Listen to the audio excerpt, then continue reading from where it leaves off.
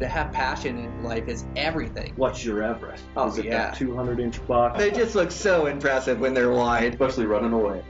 Welcome to this week's episode of Eastman's Elevated. It's like a think tank for outdoor activity. Sounds exactly like my hunting. Just always thinking about it, always trying to evolve it and make it better. Here's your host, Brian Barney. Hey, what's happening, guys? Got a brand new Eastman's Elevated for you. So this week on the podcast, I have on Kyle Douglas. So Kyle Douglas is a tournament shooter and die-hard bow hunter, owns a bow shop there in Utah, and just a great human being. So really enjoyed today's conversation. Kyle is a bit different as he command shoots, and he does it really well, talks about the advantages of it, the mental side of things.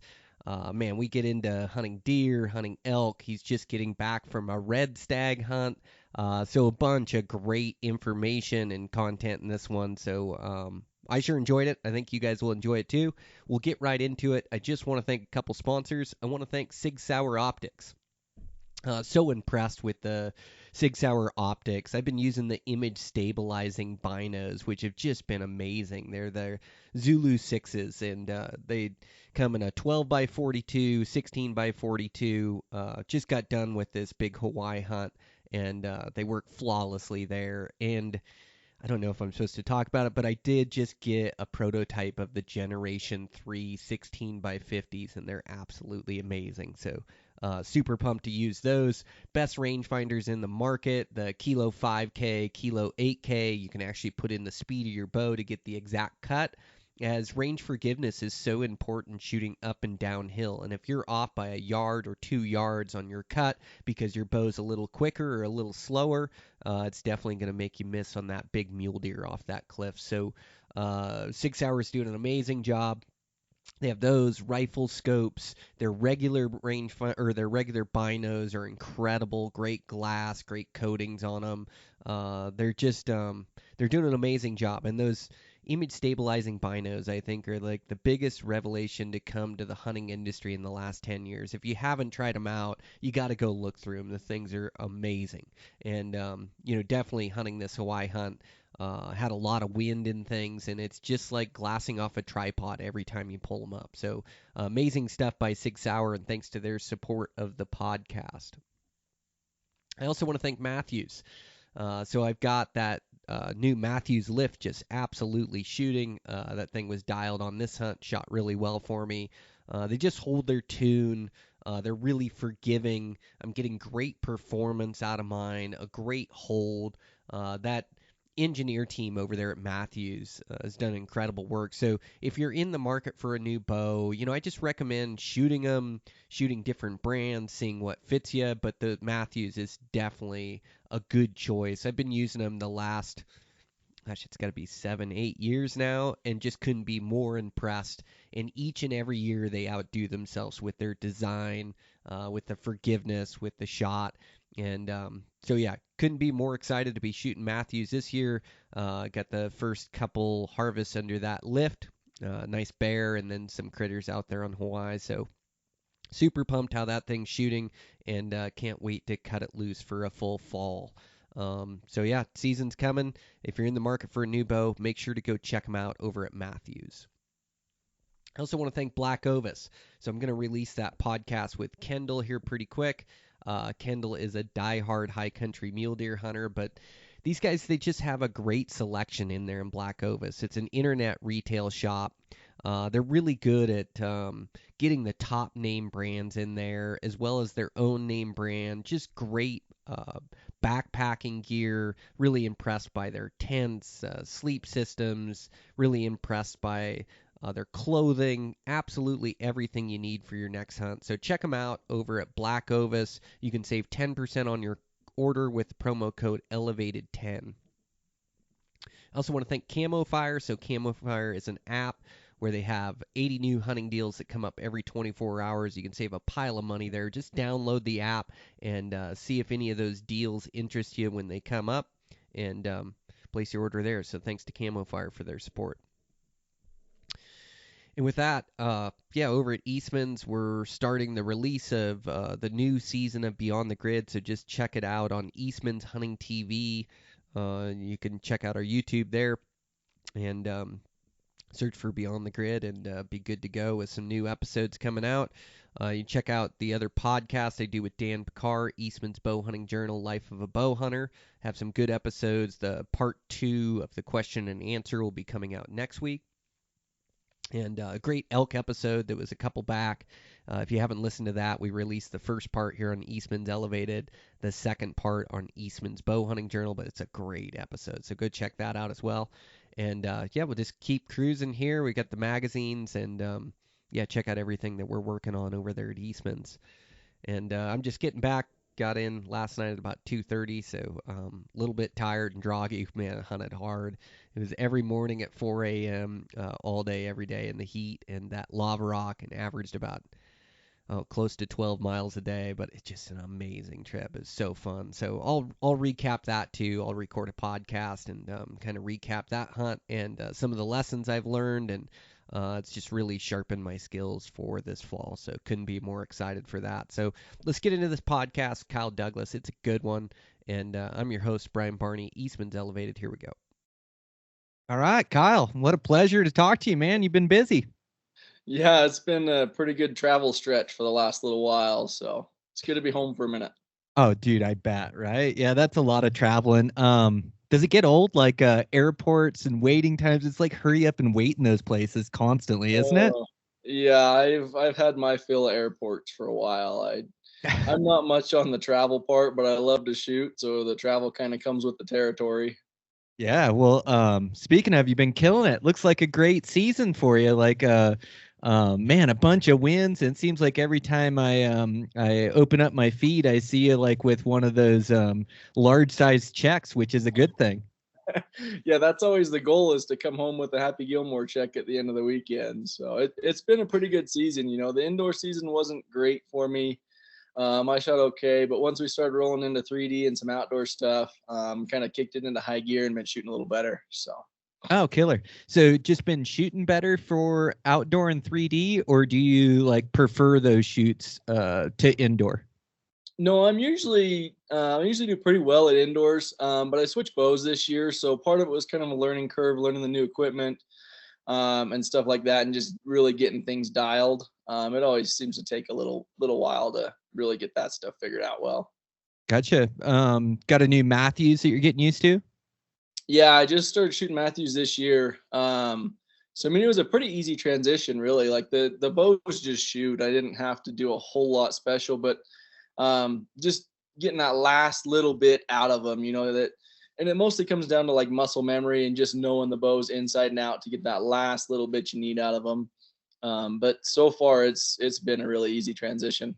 Oh, that makes sense. It takes me a while, even going from Matthews to Matthews, just to like build a relationship with it and to just like you said, like more muscle memory than like I get a good tune in it and it shoots and I get my weight stacked right and it holds good, but it just takes a while before I can like trust it and it like turns more forgiving for me. Is that what you find too? Yeah, it's kind of the same thing, you know. Yeah, a lot of it is a trust and confidence in the bow and just knowing that it's going to do what it needs to do when it's kind of in the heat of the moment. You know, you got the initial setup part, and then, you know, really fine tweaking stuff like draw length and holding weight and peep height and stuff like that. I spent a lot of time just really dialing in. And then after that, yeah, it's just building up the muscle memory with the bow and how it reacts. And stuff like that, just kind of learning and getting used to the bow. And the more I seem to shoot the bow, the better I shoot them, you know. So once I get one dialed, I don't like to change much. I'm a guy that, you know, if it ain't broke, don't fix it. So I try and just kind of keep it rolling once I get one shooting good. Yeah, I don't blame you. It all makes a difference, doesn't it? Like you said, like a draw length, peep height, like, and do you do it by like group tuning or by feel, or like how do you go about it when you're setting one up? So it just kind of depends on what I'm setting the bow up for. But kind of just like the basic rundown, like out of the box to finished product. You know, first thing I do is I'll pull them out, you know, check timing, set my draw length and my poundage and all that kind of stuff where I need it. And then I kind of have like a set,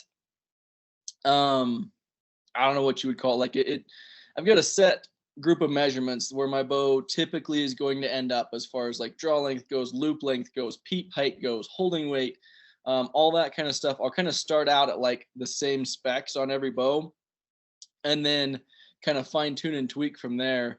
With tuning, I'll start with a bullet hole. So once I get everything set as far as that goes, you know, to my normal measurements, I'll start it with a bullet hole, and then I will do a little bit of group tuning. Maybe not so much on a hunting bow. Hunting bow, I want to shoot the arrow perfectly straight just for broadhead flight mostly. A target bow, I usually end up playing with stuff just a little, and it seems like I almost always end up with just a slightly high left tear. And you know, I mostly find that by group tuning, and I think there's a little bit of something to it. I kind of think when you give that arrow a little bit of a direction, it tends to follow that direction. So the one thing that I've found is every now and then, if I have a bow that's shooting like a perfect bullet hole or a perfect bear shaft, it'll be just a little bit critical. And I think that boils down to, you know, when that arrow is coming out of that bow so perfectly straight, if you happen to make a mistake, it could go any which way. It might go left, it might go high or low or whatever. Where if it has a little bit of a direction to it, just that little bit of high left tear, it's always going to tear high left. It's just, is it going to be worse or is it going to be less? So I think there's a little bit of something to that. Oh, that's interesting. Yeah, that's interesting. Yeah, it makes sense when you explain it like that. Huh, wild, man. And then yeah, so you like one of the few guys that shoot like a controlled shot, like get to choose where that shot breaks and works really well for you. Man, it's like you got to be on top of your mental game to be able to shoot like it is the most accurate way to shoot though, if you can just control your mind, right? I mean, for me it is. Yeah, you know, there's no going back for me. I shot a back tension style shot for a long time, all growing up. That's just kind of how I learned to shoot. You know, well, obviously when I was a kid I didn't, but once I started getting into like the tournament archery and stuff like that, switched over to a hinge and shot that forever. But, you know, once I figured out how to command shoot it, just, I feel like I have so much more control over the shot, but it is a lot harder on the mental game. So you're battling mental game more than you're battling like maybe dip bangs or firing when you don't want the bow to fire or something like that. So to me, it's just different demons. You know, what do you want to fight in your shot? Because you're always going to be working on something. It's just what do you want to have to work on more? So for me, I like the aspect of being able to control my mental game, and I kind of control my own destiny. I feel when I'm command shooting or telling it where to go or when to go. Rather than waiting on a hinge to fire. So I just kind of like that feeling of, you know, taking it into my own hands and kind of shooting that way rather than, you know, holding in the middle and hoping it goes off while it's still there. Yeah, it makes sense. Well, you're really good at it, man. Like you definitely figured it out. I like the way you phrase it. It's like, which demons do you want to fight? You know? Yeah, it definitely makes sense. Like, what are some tricks for doing it? Like, do you like being such an experienced archer? I'd imagine when you made the transition, you like have these tricks that you do, like whether it's aiming drills or really letting your pin float before you let it go. You know, not trying to do drive-bys or something like that. Like, what are some of your biggest tips or things that you work on to like keep your mind right? Yeah, so it really comes down to discipline. You have to be extremely disciplined when you're shooting that style of a shot, and you can't let yourself get away with the, you know, close enough shots or it's floating by and I'm gonna let it go.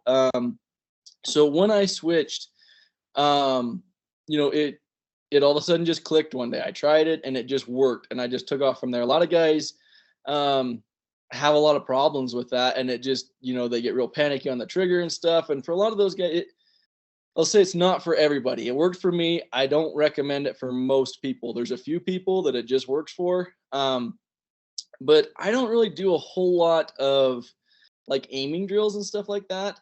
I will focus more on just forcing myself. Like if I feel a little bit of anticipation starting to creep in or something like that, I kind of just force myself to let it float in the middle and not shoot it until I'm absolutely happy with the sight picture in the shot. And just stay extremely disciplined. If I start getting in a habit of, you know, shooting it on a drive-by or getting it, you know, close enough that it just doesn't work, and it starts to spiral downhill fast from there. And, you know, it can be tough, and a lot of it boils down to confidence too. If I've got a lot of confidence in my equipment and in the way I'm shooting, it's super easy because say your pin leaves the middle, you don't worry if it's going to come back or not. You just sit there and wait and settle, and it comes back and you fire it. Where if you're kind of like antsy and you kind of have some anticipation going on and stuff like that, and you're not very confident in your setup, you let that thought creep in of like, oh no, it left the middle, it's not going to come back, what am I going to do? And then it comes back and you just absolutely hammer it and freak out and jerk, and that's a disaster. So you got to stay away from that kind of stuff. Yeah, it makes sense. Well, and even as you're talking about it, it's like, I switched over. Like I had, I would shoot and fight through it okay. But yeah, I had some of those demons where I had that target panic creep in where my pin would hang low and I'd have to fight it up and execute the shot. So it just worked for me. And then I did it for so long that it's like, it really works for my hunting. And like I'm able to control myself and shoot a really good shot. But I do find myself with like those same demons of like, sometimes my aim won't be right. And it's like, I almost just have to like get inside my own head, like put that pin where I want it. Don't let it fight me like that, making myself aim it right where I want it to go, or like not starting to feel that anticipation of wanting that shot to break, if it goes long or so. So I find myself like, kind of with like similar things that I'm working on as well, even with a different shot style. So man, it makes sense. Well, you're really good at it, dude. You definitely like hit that middle. Do you do like when you're shooting at animals or anything, that excitement, do you find it similar to like shooting pressure situations, or do you go into autopilot shooting at animals and just like you don't have to be as precise, or like what do you do shooting at animals? So animals for me is a totally different feeling. The closest that I can get is like that last arrow on the line. You're shooting for $80,000. You have to hit it to win the tournament type of deal. That's the closest that I've ever been to shooting an animal, but I definitely have probably even more amped up shooting at animals than I am, on those high pressure tournament situations. But I almost just black out and go into autopilot on animals. Like I just kind of rely on muscle memory and let things take over. I try not to, but I tend to have a little bit of buck fever going on sometimes, especially on the big ones, where I just rely on, all that training that I've done for years and years and years just to kick in and just kind of take over. But, I think back to some of the best shots that I've made on animals are definitely almost just go into like hyper focus mode where everything just moves slower. And I can tell you like every little detail about that shot on a few of them, that really kind of stand out where I made some really good shots. Dude, that's awesome. Yeah, it's well, and when you're in that moment, you're trying to process so much. It's like, what's my range? Is he moving? Is he gonna stop? He's like, oh, he's in the window. It's like, to focus on your total shot sequence, is like tough. It seems like I can get a hold of myself and I can just, like, for me, the difference between a good and bad shot is like letting that pin float a second or two. It's like not much of a difference. It's like not just getting the pin on the animal and going now, or like making it break, like just putting that pin and just letting it float and letting my aiming calm down a little bit from like the start of when I get that pin, and then just like putting the pin right where I want it. But really the only time I have to get a hold of myself is just that, pull, like just to execute and not punch it off for me. So it's like, there's like one conscious moment in there I have to make, but now I've been doing it so long that it's just second nature, where I just don't, usually if I miss now, it's like a bad range or he took a couple steps or something small like that, but I'm glad I'm not the only one that gets buck fever on those big critters, man. That's wild to hear you compare it to shooting for an $80,000 tournament. Yeah. I mean, it's a totally different feeling. Like you get nervous in tournaments, but to me, that's a controlled environment. And as long as I do my part, everything's going to work out the way I want it to. I have total control of the situation. Where in hunting, you don't have total control of anything. And for me, I'm always fighting the thought of like, he's going to get away. So I got to like try and push that out of my mind and slow things down and make sure I make a good shot. Because if I make a good shot, he can't get away.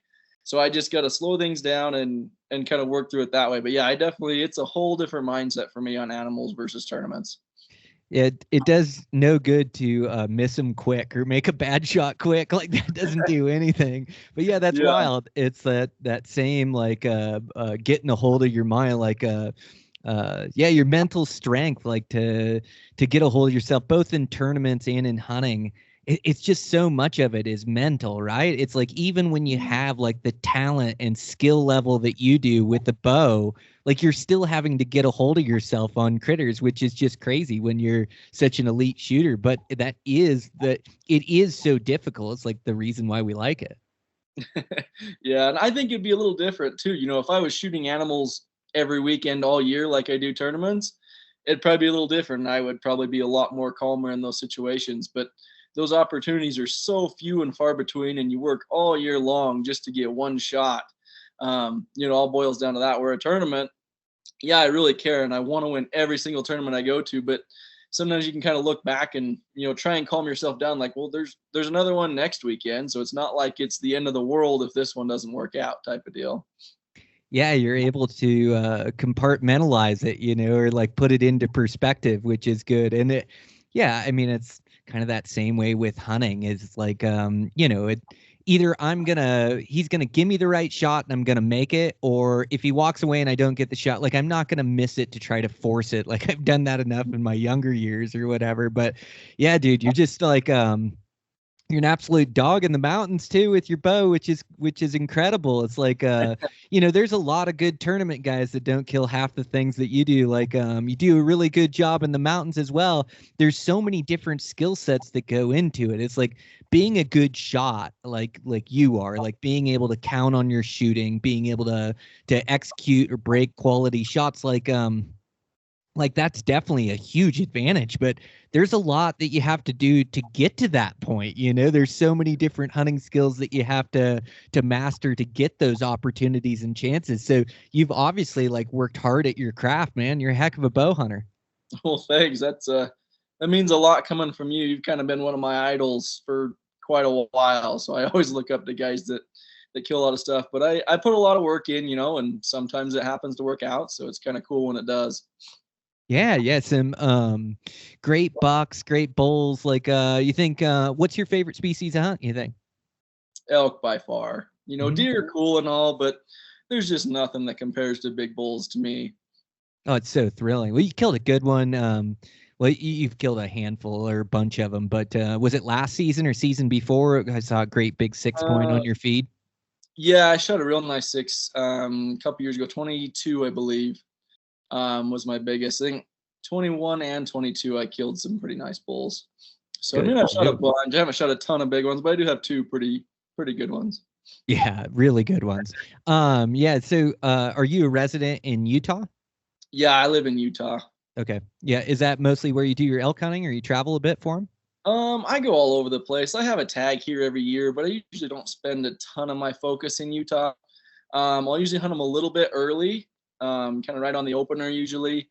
And then sometimes I'll come back a little bit later. Our season ends early, so sometimes I'll end up, hunting maybe the last week or so in the middle of September. But typically, I try and have an out-of-state tag somewhere that I'm hunting most of September. And then we also have a chance in Utah. They call it the extended archery season. So I'll come back and hunt here later in the season. Sometimes if I don't fill my tag, or once I'm done hunting other places, I can kind of come back here and go play around some more. Oh, it's killer. You guys have an early season there, right? Like 15th of August, or when does that open for out? 20th or? It depends on the year. I think it's the third week in August, third Saturday in August normally is when it opens. So yeah, like the 15th to 23rd, somewhere in there is typically when it opens. And then, yeah, it'll run through like the second week of September normally. So not the greatest for rut hunts, but sometimes you can get into it just a little bit. Yeah, they're starting to rut a bit. You probably have a chance at a velvet bull that early in the season too. You ever seen any velvet bulls? Some years you actually do. It kind of depends on the year and when they're rubbing and stuff. I've always wanted to kill a bull in full velvet. It hasn't worked out yet, but it would be really cool one year to be able to do that, because there's not a whole lot of places where you can. Yeah, it's pretty rare for sure. I don't think I've ever had the chance to hunt a bull in velvet, but yeah, so you got to hunt them like a little bit different in that early season. Like you're probably looking for them up high, and they're probably breaking out of the bachelor groups, like running more 1s and 2s, and like kind of like pre-rut, maybe sounding off a bit, but probably a lot of spot and stock for you, huh? Yeah, it is that early in the season. I mean, it's actually weird. Sometimes when you get an area that has a bunch of bulls in it, you'll hear a few bugles here and there. Just kind of talking to each other in the summer, not really rutting or anything. But yeah, they're usually still fairly bachelored up. Sometimes they're starting to split off. You'll see some of the bigger bulls kind of by themselves, or it's kind of that in between where they're starting to break off from the bachelor groups and starting to stage for the rut just a little bit. So it's kind of fun to hunt them there. Sometimes it's totally different than most places, but you can actually, glass them up and go try and kill them rather than have them in the deep, dark timber and trying to call them or whatever. So just a totally different tactic, and kind of cool. It has its own challenges, with the meat and hot weather and stuff like that. So I'd rather hunt them in the rut, but it's kind of a unique time to try and kill them in Utah before they get starting to, later in the season, everybody wants to hunt. So I try and kill them a little bit earlier if I can. And depending on the spot too, some spots are way better early. Some spots are better once they start rutting. Elk are just kind of tricky. You got to figure them out for every different area that you hunt. Man, that makes sense. It is like so timing on those elk, isn't it? They're only in certain areas at certain times of the year. And a lot of times you can count like on the same dates, but like you stated before, those dates, like it can change just due to the season or the weather. It can swing a few days either way. But yeah, once you get your timing in those spots, it really helps out. And then like you said, like everybody's hunting elk in there late. And so you're going in early and kind of getting the jump. Like sometimes to be able to hunt without that pressure gives you a way better chance, even though you don't have as much rutting action. Yeah, there's times I would take, dates that I don't like very well just to try and avoid the pressure. But it just depends on the area too. And that, like, I've got some spots here that are terrible during the rut. And I've got other spots that get way better during the rut. So it totally depends on what area I'm hunting and what the pressure looks like. And I'm always trying to avoid pressure any way that I can, whether that's, getting clear back into somewhere or picking areas that maybe don't have as many animals, but I feel like don't get as much pressure. It's a little bit, better terrain to kill them with a bow or stuff like that. Just, I don't know. There's so many guys anymore, though. You really can't get away from people anymore, but you do everything you can to try and put the odds in your favor. It's already hard enough without somebody else there too. Yeah, I'm with you. Like, I like to go find my own experience. And it seems like, you can hunt weekdays, you can hunt different timing. Like even on some of these muley hunts, like they're getting so popular where it's like, I'll let those guys go fight it out for the first week and then I'll show up, even though it's not as good a hunting dates. Like they can be moving to secondary timber, tougher to find, but at least I have it on my own. And it makes a huge difference. Like, there's nothing worse than seeing a bunch of guys, and we do have pressure nowadays. It's like part of it, but you're right. Like a lot of my research, a lot of my planning, is more so around avoiding the pressure than it is like around the animals being active or the best dates to hunt. I mean, you always factor that in, but yeah, always trying to get away from the pressure. It seems like that's a major strategy in today's day and age.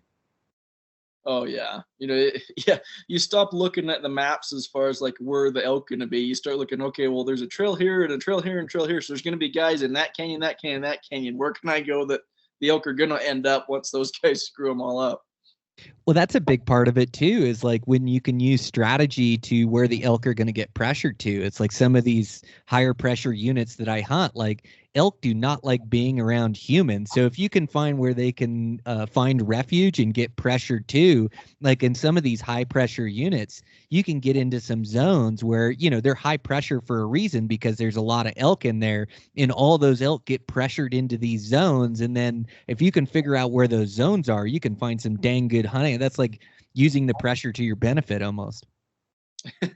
Yeah, it works out pretty good if you can get those kind of areas figured out, and there's some places too, like some of the deer spots I hunt here at home, there's just so many people in there. No matter what you do, there's going to be somebody in there and there's going to be people pressuring the deer. So you just count on it and you figure, you know what, it is what it is. I'm going to hunt anyways. And hopefully that buck hasn't been buggered in the last day or two or something. And maybe I can catch him out in the open for just a second or something. Yeah. You just got to deal with it. Yeah, I know I've hunted some of those higher pressure areas and zones in there. And you just got to keep going through the motions. Like you can't let it stop you. You just got to run your own deal. And sometimes it's like sometimes I feel like I give guys too much credit. Like there's a lot of good hunters at where you're at and they get on a lot of bucks, but there's something to the way you hunt country too that, I can see trucks at the trailhead that might discourage me, but maybe they don't have the experience I have in there, or they don't know the vantage points, or they haven't scouted where the deer are. And so if I just go in there and run my own program, like more times than not, I'll be the one that gets the opportunity or sees where they're at. So yeah, it's a bit of a mind game as well. I know like I've been bear hunting here recently, and I used to be the only truck at the trailhead, and sure, things changed and bear hunting gets more popular and more guys out, but and I'll pull up to the trailhead and there's 2-3 guys, on a weeknight. And I'm like, oh man, I used to have this all to myself, but then I just go run my own program and I have so many years experience and different vantage points and ways that I hunt it that, sometimes I'll run into a guy and it's like, well, he's in this canyon, I'll go look in the next one, or, and I've killed some pretty big bears, like even with other trucks in the trailhead, just by knowledge and vantage points, experience, and things of that nature. So you're right. You just you can't let it stop you from hunting or discourage you. You just got to get out and get after it. Yeah, you really can. Yeah, just like you're saying. I mean, experience kind of trumps everything to a certain degree. Once you know the country and you know how the animals move through the country and stuff, and you kind of figure out what the people do too, you can kind of just plan around that and do your own thing, and usually it works out better that way. Yeah, you're so right. Well, hunting some of those rut spots, yeah, you got to be fired up. Have you got an elk tag this year that you're gonna go hunt? Yeah, I've got a couple. I'll have a tag here in Utah, and then I've got two. Well, right now I've got 2 out-of-state tags. I'll probably end up turning one of those back in.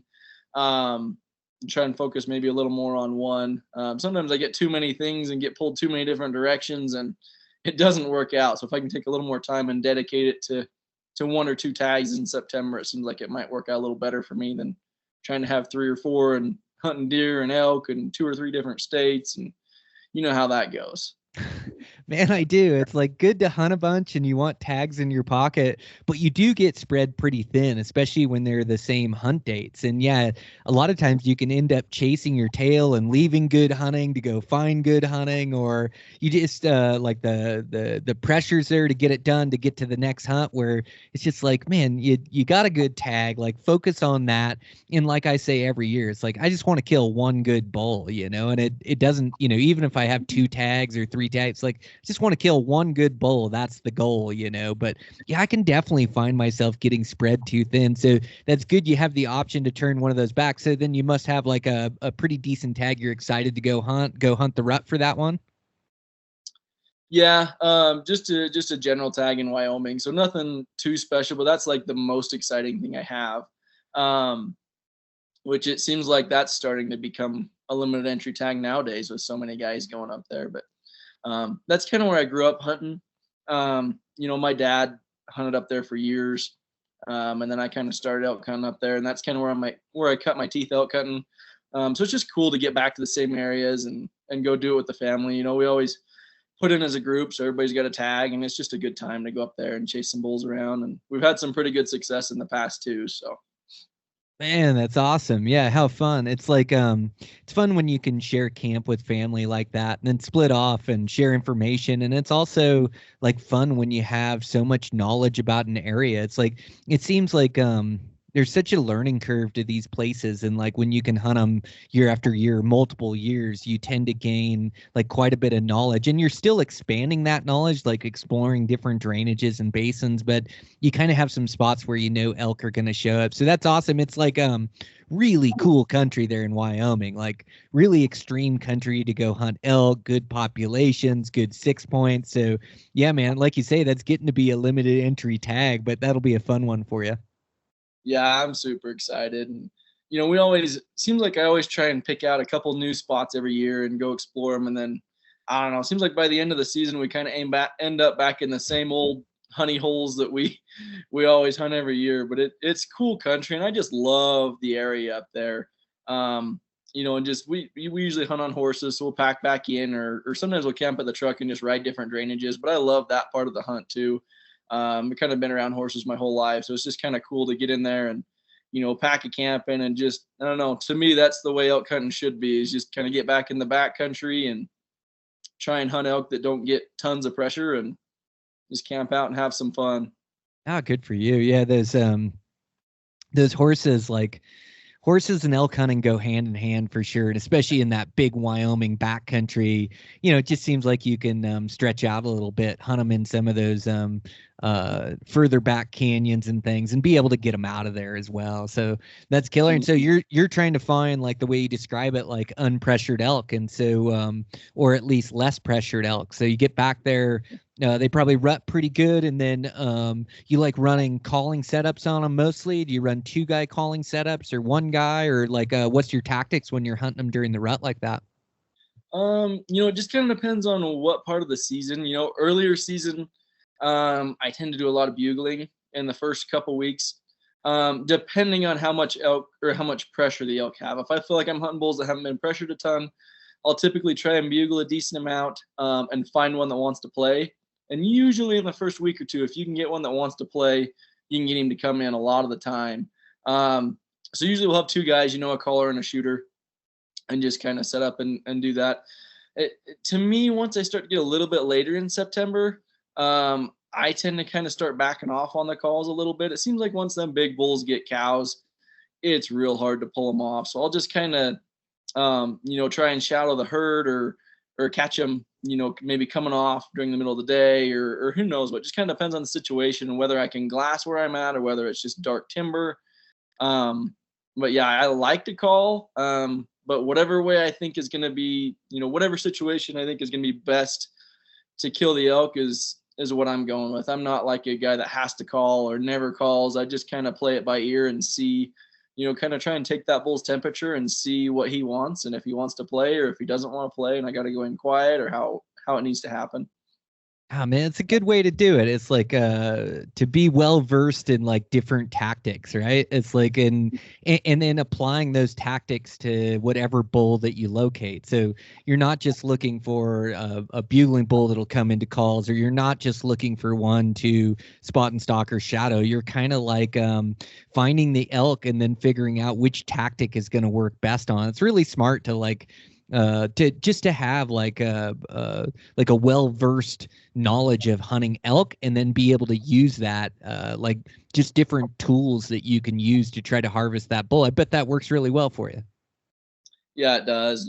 Typically there's definitely years where we strike out and try every trick in the book that we know of, and it still just doesn't happen. And other years it just seems like it's easy. You go in there, everything goes according to plan, and bam, first day you're done. And you just never know. That's part of the cool thing about hunting for me. Is you just never know what's going to happen, even from one day to the next. So it's so cool when everything all comes together. Oh, dude, it's the best, right? It's like magic. Like to be able to hit it in the mountains or whatever. It like you say, it doesn't happen on every bull, and they just they can be so tough to outsmart or outwit, or like to be able to get into range. Like sometimes hunting those dang things, it feels like mission impossible, but then all of a sudden, like everything lines up, you make the right decisions, and then you also have to be really good at capitalizing on opportunities, like when you get the chance, but yeah, it is just like the absolute best when it comes together. And how cool you get to like spend that time with your family. Does your dad come with you, or brothers, or who do you hunt with? Yeah, my dad and my brother mostly. We usually go all together, and some days we'll split up, some days we'll kind of stick a little bit more together. It just kind of depends on if we've got something found, if we're trying to locate elk or deer or whatever it is. But that's kind of who I grew up hunting with, and it works good. Especially like my brother and myself are so like we hunt the same way and are kind of like so in tune with each other. A lot of times, like you see something, it's almost like you don't even have to talk to each other. You just know what the plan is right from the get-go as soon as you see something, just because we've hunted together for so long and we both think the same way. So it's really cool the way things kind of tend to work out, and cover for each other and stuff like that. So there's been so many times I can't even count all the times where maybe we're together, and typically like for elk hunting, we're split up calling or whatever, or deer, we're glassing different spots. But like when we've been together and somebody sees an elk or whatever, and we kind of have decided, who's shooting first or whatever. But, like there's been a lot of times where we'll see an elk and the guy that's the shooter just instantly draws back, doesn't even range or nothing, because he knows that the other guy's going to be sitting there telling him ranges as the bull starts walking across or whatever. And it's just so cool to be able to do that, and think on the same wavelength like that. Yeah, 100%. Yeah, I find that with my buddies too, is like we just have got similar styles over the years, the same experiences, or we tend to like hunt them the same way. And you're right, there's a lot of like unspoken things that go along. But yeah, I love that how the guy draws back and you just know your buddy's going to be ranging for you, telling you yardages, which can be so important or so key or clutch, like on elk too, that are constantly moving like that, or coming into a call like where you have to get drawn earlier. They see you draw like that. So yeah, man, that's huge. And it's also good that you guys aren't bumping heads or like butting heads, like trying to figure out what you're going to do. There's like nothing worse than like having a difference of opinion isn't always a bad thing to have a conversation about, but just like you said, it's like awesome when you guys are on the same wavelength. Yeah. There's been a few times, where I hunt with other guys and stuff. And it's just like the whole time you're sitting there like, man, if we could just do like this way or that way, things would work out so much better. Maybe they wouldn't, but in my mind they would. And you're just like, not butting heads, but definitely thinking different ways. It just makes the hunt, to me, a lot less fun when you can't just hunt the way you want to hunt. You got to try and kind of work around other people and how they want to do things. It just kind of takes some of the fun out of it for me. Yeah, it makes sense. So you'll hunt there, and then you said that extended hunt, man, that's a tough one. That's like a post rut, like usually deep snow, bitter cold, like in the calling is over with by that time. Yeah, that's a difficult hunt as well. But yeah, I see how you use like your Utah residency to be able to hunt early, and then you go hunt the rut somewhere, and then be able to hunt late. So you enjoy keeping after them even in the late season if you haven't killed your bull yet, huh? Oh yeah, I mean, if there's a season open, I'm definitely doing everything I can to get in the mountains. It's probably a little too much in the mountains if you ask my wife, but I make it work and try and spread my time out smart. But yeah, I spend a lot of time hunting out of state and stuff, during the rut and whatnot, and then come back home. And we get to hunt deer here in the rut on that extended archery hunt, which is real fun. So a lot of the times in November, I'll spend a lot of time hunting deer. If I've already killed my deer, I might start hunting elk a little bit then, and then we can hunt elk. The elk season runs 2 weeks later than the deer season. So we can kind of get on them later. But even in like October and stuff, after I'm done hunting most places, a lot of times I'll be hunting here, just trying to get ahead of the crowds a little bit. It seems like a lot of guys don't like bow hunting in October. So that's kind of something that I'll try and do a little bit more of around here if I don't have another tag somewhere else. Are you talking like bow hunting deer or bow hunting elk or both, or in October?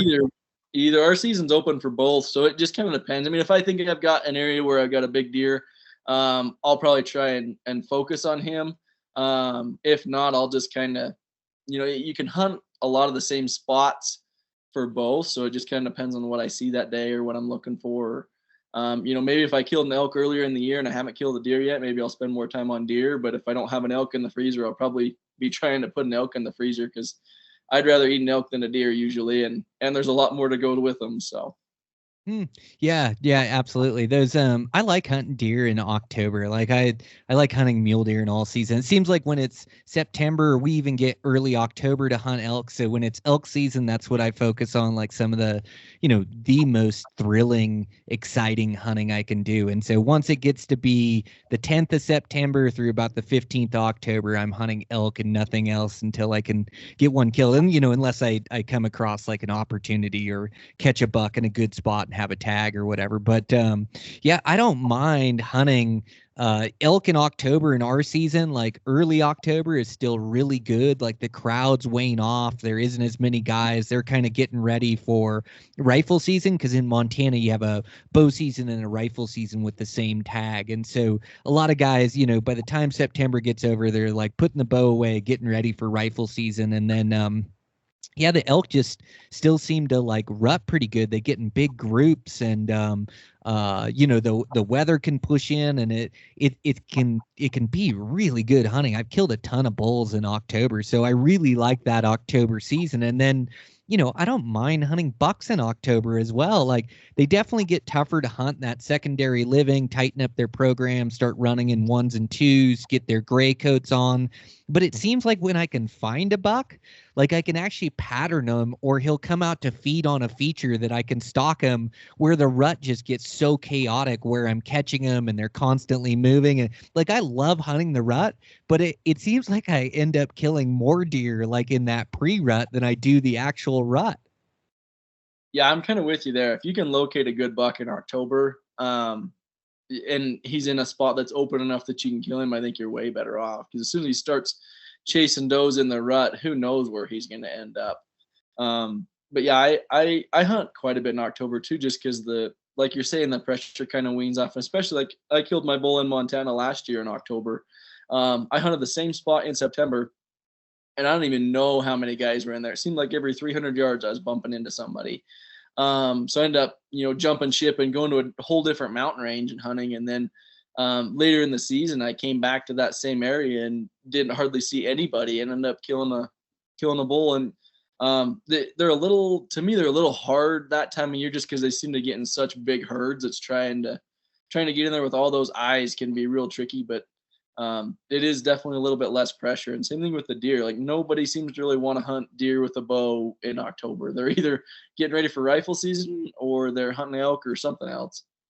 Yeah, it's totally it. Well, yeah, and I like how they like hold to a feature, and then they're also, again, to like the eyes, like the bucks are usually by themselves or with a buddy, and so there's just less eyes with those does, because as it gets into the rut, it gets similar to like elk hunting with those does. It's really not like outsmarting the bucks so much as it is like outsmarting all those does that are on their game as well, and then just constantly moving. But I feel like that late season deer is similar to elk, where you hunt them really aggressive, and then you just get over there and then kind of adapt to the situation you're given, and like take what they'll give you and move in a little closer. And it does seem like a thrilling, exciting way to hunt them. And then you do get the bitter cold that time of year, which just takes a different kind of toughness as well. It's like it definitely like ups the degree of difficulty. And then, gosh, we're just not made as bow hunters to hunt in that snow. It's just like the crunch or the noise. And some days can be okay on a fresh snow, or you get a little wind noise, but it sure ups the degree of difficulty. Like, I'd much rather be hunting dry dirt than I would be in snow. Yeah, just like a fresh snow is awesome, but yeah, you get that crunchy snow, and man, that just gets tough. I end up, I've killed a few in the crunchy snow, but it seems like most of the time you either end up staying put and having them come to you, or you end up having to take a little farther shot, because trying to get close to something when it's so crunchy is almost impossible, especially with, who knows how many does trying to look at you. And yeah, that time of year, I'm worried about the buck, but I'm not near as worried about the buck as I am the does, because he's going to go wherever they go. Yep. It's like a real advantage to all the shooting, like working with the bows and things, is like having a little bit of longer range, especially when are you're bow only guy, or it sounds like you hunt with your bow mostly, but you, gosh, when you're bow only, it's like, it might be your only opportunity to harvest a deer is in the snow or in the crunch where they can hear you coming. And so to like really work on your shooting prowess and being able to execute shots at some longer ranges is a huge benefit when the conditions get tough. Oh yeah, there's been so many animals that I've killed that I absolutely would not have killed if I didn't have the confidence in my shooting. Something walks out a little longer, farther away, I don't even question it. I'm at the point in my shooting now where I don't worry about that. If it's within reason, I can make the shot. It's just whether the animal gives me a shot or what the wind is doing or things like that. But yeah, some of my biggest animals have been some extremely technical shots, a long ways away or super steep and stuff like that. But, for me, I feel like that being able to shoot well gives me a huge advantage, because sometimes you just can't get that last little bit of distance. But if you can shoot a little better to make up for it, you end up having a lot more opportunities, and I feel like every guy needs to kind of, stay within his own limitations. I don't think everybody should be shooting a bow very far. In fact, most people probably shouldn't shoot a bow super far. But if you put in the work and the effort, it can really increase your effectiveness in the field. I think, anyways, it has for me hugely. Totally. Yeah, I think me too. Yeah, technical shots or longer shots. And like you say, I can hear your confidence when you're talking. You're like, there's no doubt that I can make the shot. It's just whether or not it gives me the shot. And when you practice and get really good with your weapon and have it finely tuned, like you do just have confidence in it when you know you can execute and know you can make that shot. So yeah, I'm the same way. It's like I'm not taking Hail Marys or shots that I'm hoping I can make. I'm taking shots that I know I can make, but everybody has to come up with their own maximum distance. And there's so much like so much judgment on what one person shoots, their maximum distance to other people's maximum distance, and how far did you shoot them? And everybody wants to know and kind of pass judgment. Or, I kill a lot of animals really close too. It's just like I have that due to shooting all the time and really working on my archery skill set and only being bow only, like I can hunt, open terrain, and I can hunt different types of country. I can hunt in the snow, and I can still give myself a reasonable chance at success. But I lean on my shooting quite a bit. Like every successful hunt comes down to making a shot, and if you can make it happen. And like you say, I'm not talking Hail Marys or super extreme distances, but with today's equipment and with modern rangefinders, like man, you can stretch out and make some shots with those things. Yeah, it's crazy what the equipment can do nowadays. But yeah, I'm always trying to get, as close as I can. I would much rather shoot one at 30 than at 80, but sometimes it just doesn't work out that way. And I think probably one of the ones that sticks out to me the most was I killed, my biggest bull was in Utah a couple years ago. And I remember shooting the day before. I was practicing at 80 yards, and that bow was shooting just phenomenal. I was shooting 3-inch groups consistently every single time at 80 yards with broadheads. And when that bull walked out at 85, it wasn't even a question in my mind if I could make that shot or not. Like, I didn't even hesitate. It might as well have been 30 yards, like mentally from a confidence standpoint. I just knew that thing was dead, and it worked out. I couldn't have like stuck my finger in a better spot on him if I walked up and touched him. It was just, but that bull was not going to give me a 30 or 40 yard shot. It just wasn't going to happen. So if I couldn't make that shot, it was game over. Mm-hmm. Yeah, 100%, man.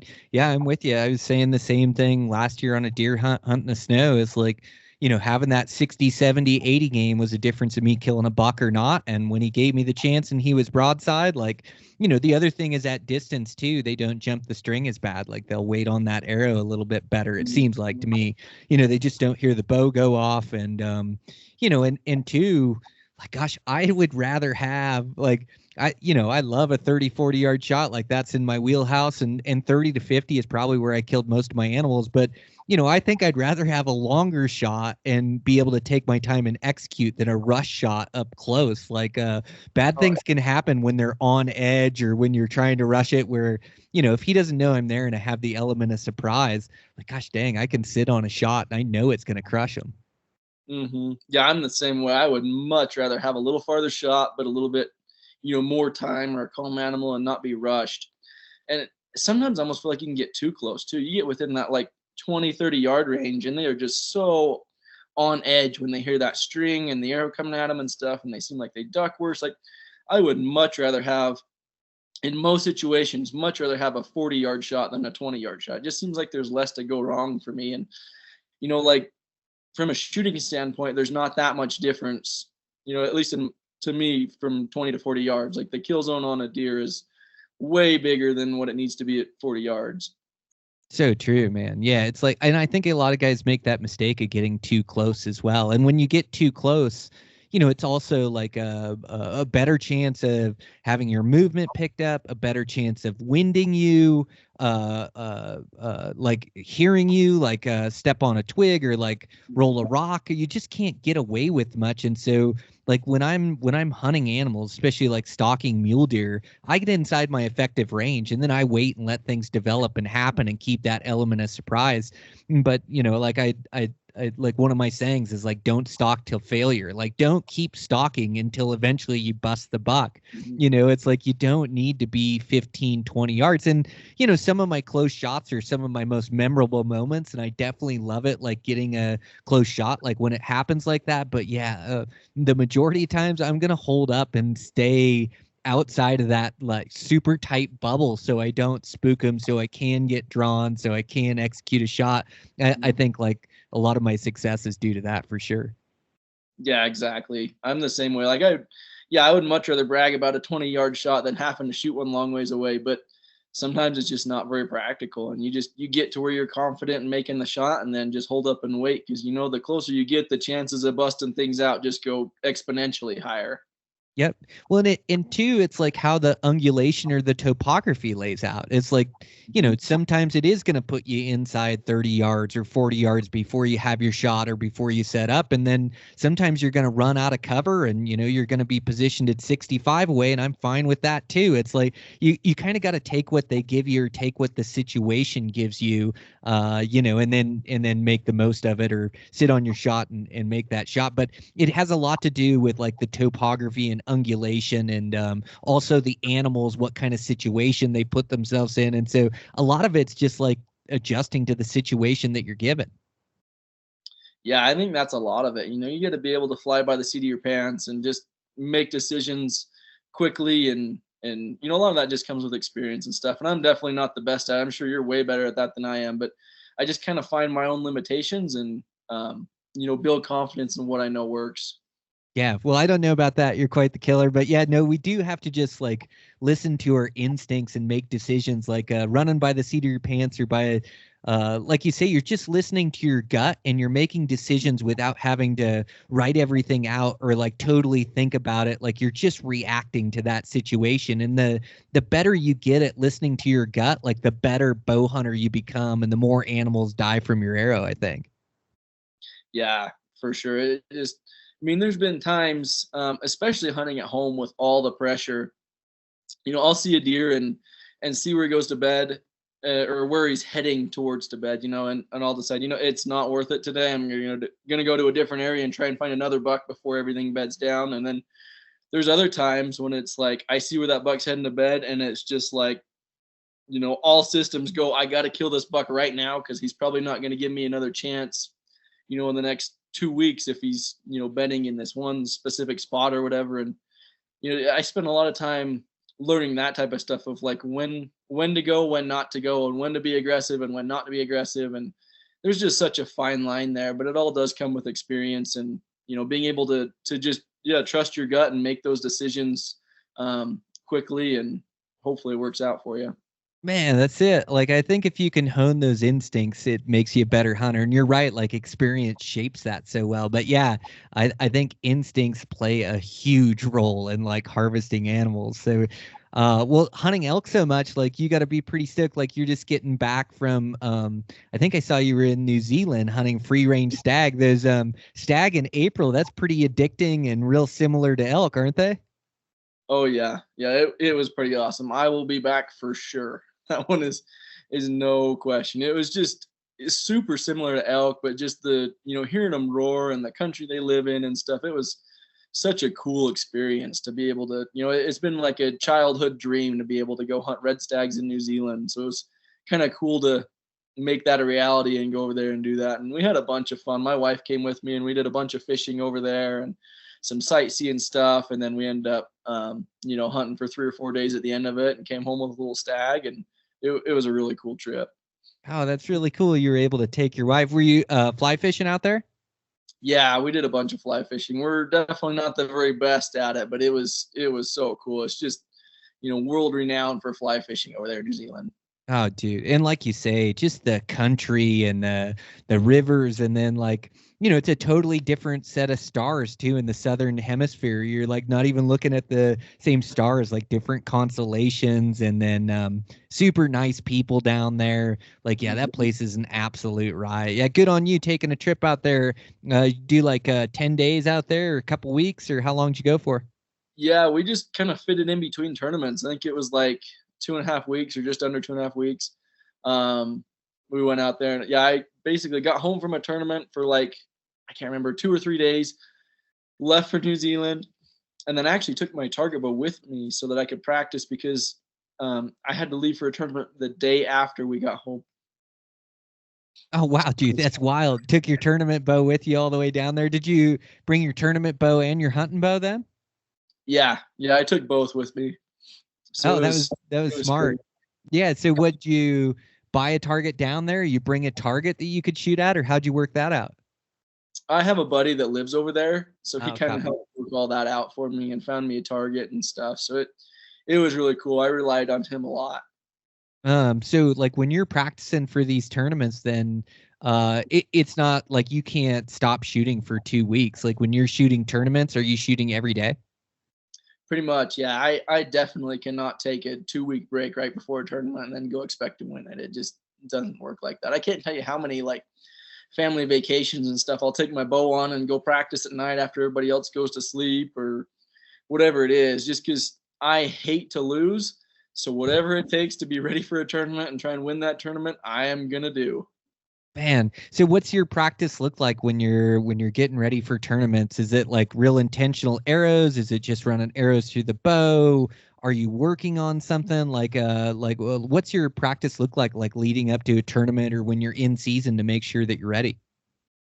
So it just kind of depends on what I'm working on at the moment. If I'm setting up a new bow, I'm working on finding forgiveness and tuning and all that kind of stuff and kind of getting all the kinks worked out there.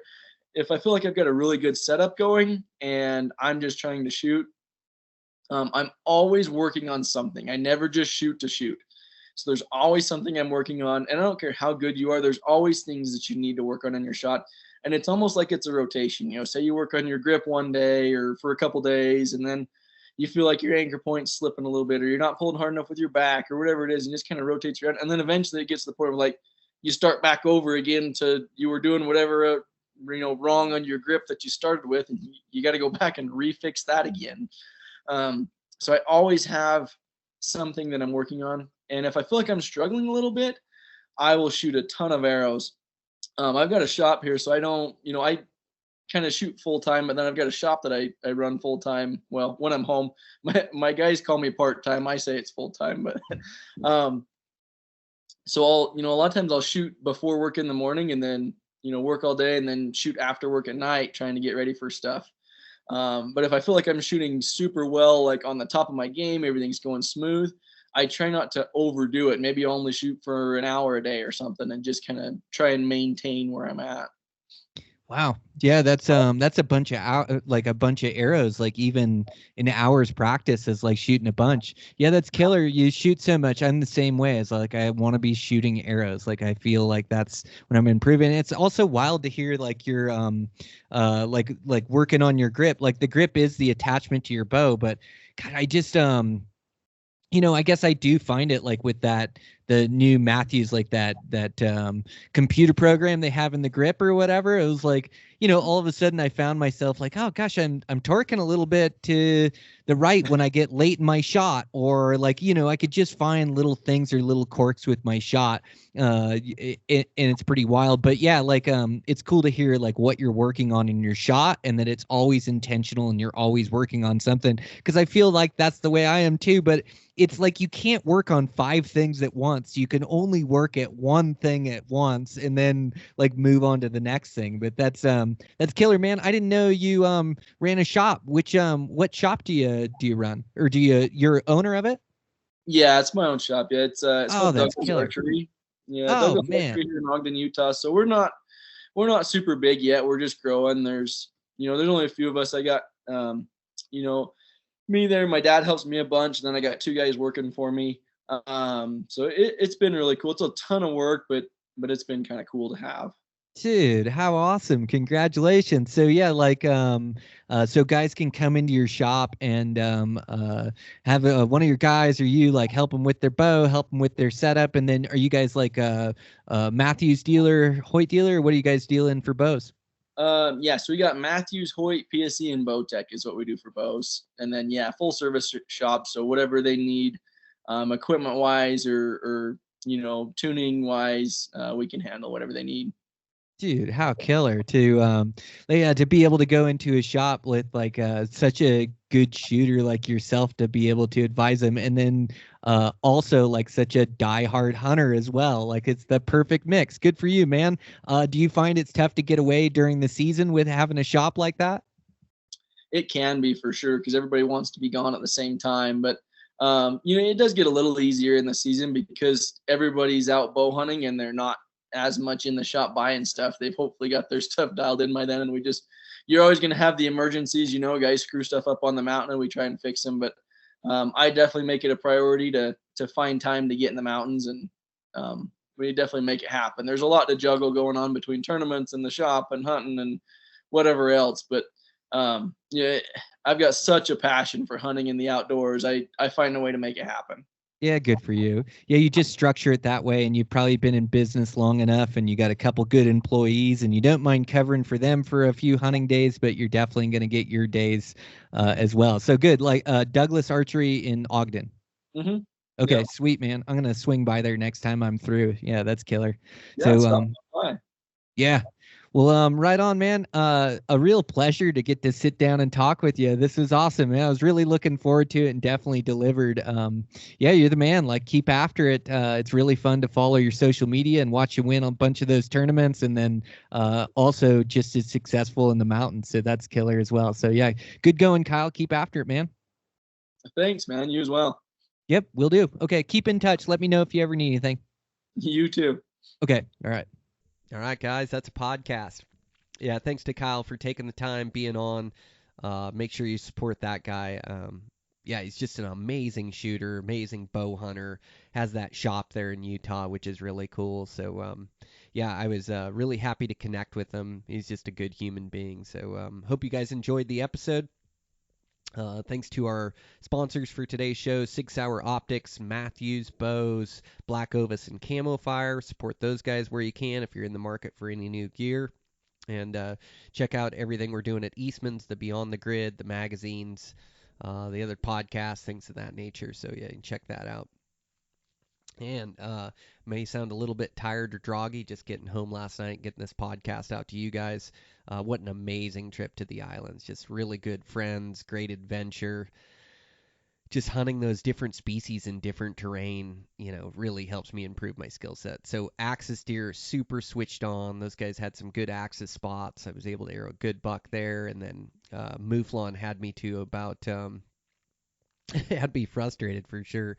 Not frustrated, just fun and hunting hard. Had a bunch of days for them. Their eyesight is just so good. Population's down a bit over there, so tough to find rams consistently. Having to put on a bunch of miles, bunch of time behind the glass, and then you get some chances at them. And made some mistakes too. Had a miss in the wind, and then the wind is just super gnarly to try to hold in.